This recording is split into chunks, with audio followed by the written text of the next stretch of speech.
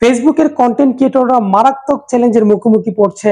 এখন থেকে spam content নিয়ে কাজ করলেই সবাই খেয়ে যাবে ধরা।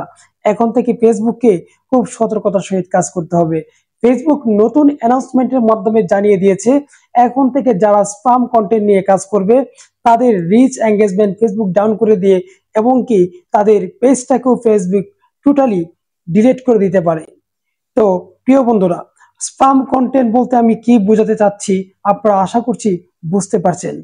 যারা স্প্যাম কন্টেন্ট নিয়ে কাজ করে, যেমন আপনি খুব সহজে অল্প সময়ে অন্যের ভিডিও কপি করে, অন্যের ভিডিও ডাউনলোড করে সেটাকে কাটছাট করে আপনি আপনার ফেসবুক পেজে আপলোড করে মনিটাইজ করে সেখান থেকে ইনকাম করেছেন, কিন্তু এখন থেকে এই সুযোগটা ফেসবুক টোটালি বন্ধ করে দিবে, এরকমই কিছু জানিয়েছে ফেসবুক মাধ্যম।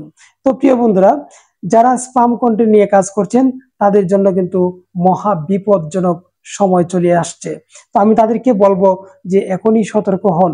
তো প্রিয় বন্ধুরা, ফেসবুক অলরেডি জানিয়েছে যারা স্প্যাম কন্টেন্ট নিয়ে কাজ করে, যেমন আপনি একটা ভিডিও ডাউনলোড করলেন, ডাউনলোড করে সেই ভিডিওটাতে আপনার ছবি অ্যাড করে বা কোনো রকম কাটছিট করে সেই ভিডিওটা আপলোড করলেন এবং কিছু স্প্যাম কমেন্ট রয়েছে। যেমন আমরা একটা কাজ ইদানিং সবচেয়ে বেশি করছি, বেশি বেশি কমেন্ট করছি অন্যদের পেজে গিয়ে, অন্যদের ভিডিও দেখে একই কমেন্ট বারবার করছি। তো একই কমেন্ট দুইবার করলে এখন থেকে সেটা স্প্যাম কমেন্টের মধ্যে পরিণত হবে, তাদের কাছে গণ্য হবে এবং কি সেই জন্য কিন্তু আপনাকে ব্লক করে দিতে পারে। তো প্রিয় বন্ধুরা, আমরা আরো কিছু কাজ করছি, আমরা এমন কিছু কমেন্ট করি, এমন কিছু ভিডিও পোস্ট করি, যে ভিডিওগুলো পোস্ট করে বলি যে এই এই ভিডিওটা যদি আমরা শেয়ার না করি তাহলে আমরা হযরত মুহাম্মদ সাল্লাল্লাহু আলাইহি সাল্লামের উম্মত না, বা এই ধরনের অনেক আমরা কমেন্ট করে থাকি, অনেক রকম ভিডিও আপলোড করে থাকি। এই ধরনের ভিডিও কাউকে ইঙ্গিত করে বা কাউকে মানে জোরপূর্বক কাউকে ইঙ্গিত করছে ভিডিওটা শেয়ার করার জন্য, এরকম কোনো কিছু উক্তি যদি আপনার ভিডিওতে থাকে তাহলে সেই ভিডিওটাও স্প্যাম হিসেবে গণ্য হবে। তো ফেসবুক আসলে আগে যে নিয়মটা ছিল সেই নিয়মে ফিরতে চাচ্ছে। ফেসবুক মাঝখানে আমাদেরকে সুযোগ দিয়েছিল, আমরা এই সুযোগে যা মন চায় তাই আপলোড করেছি, যে ভিডিওটা মন চায় সেই ভিডিওটা আপলোড করেছি, খেতে গেলেও, উঠতে গেলেও, বসতে গেলে, কোথাও চলতে গেলে যা করেছি সেটা আপলোড করেছি।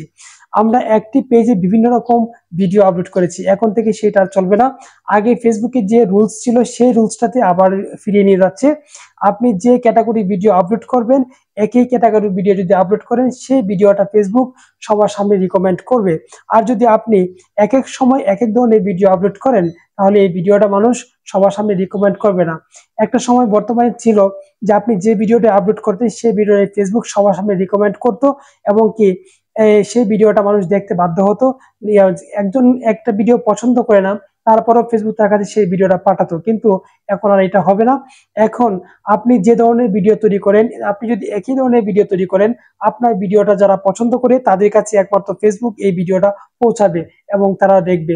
এতে করে আপনার রিয়েল দর্শক থাকবে আর রিয়েল দর্শকের কাছ থেকে আপনি ভিউটা পাবেন।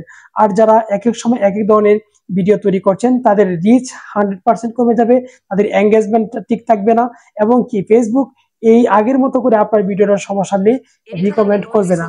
তো প্রিয় বন্ধুরা, এই জন্য সবার উদ্দেশ্যে বলছি, যারা ইতিমধ্যে স্প্যাম কন্টেন্ট গুলো নিয়ে কাজ করছেন তারা এই স্প্যাম কন্টেন্ট থেকে বিরত থাকুন। ফেসবুক ইতিমধ্যে কিন্তু আমাদের ইনকাম কমিয়ে দিয়েছে, এখন থেকে যারা রিয়েল কন্টেন্ট নিয়ে কাজ করবে, যারা রিয়েল কন্টেন্ট ক্রিয়েটর, দেখে দেখে তাদের ইনকামটা ঠিক করে দিবে, তাদের সাথে ফেসবুক মানে কন্টিনিউ কাজ করবে। আর যারা স্প্যাম কন্টেন্ট নিয়ে কাজ করছেন, আপনাদের স্প্যাম কন্টেন্টের জন্য ফেসবুক ইতিমধ্যে অনেক সমস্যার মধ্যে পড়েছে, আর এই জন্য তাদেরকে আস্তে আস্তে ফেসবুক থেকে সরিয়ে দিবে এবং যারা রিয়েল ভাবে কাজ করে তাদেরকে নিয়ে ফেসবুক কাজ করবে। তো বন্ধু, আশা করি আমার কতগুলো বুঝতে পেরেছেন। আর যদি আপনারা স্প্যাম কন্টেন্ট না চান, আপনারা কিন্তু ভবিষ্যতে বিপদের মধ্যে পড়বেন, এখন থেকে সতর্ক হয়ে যান। সবার জন্য অনেক অনেক শুভকামনা রইল, সবার জন্য দোয়া রইল, সবাই ভালো থাকবেন। ভিডিওটি ভালো লাগলে শেয়ার করবেন।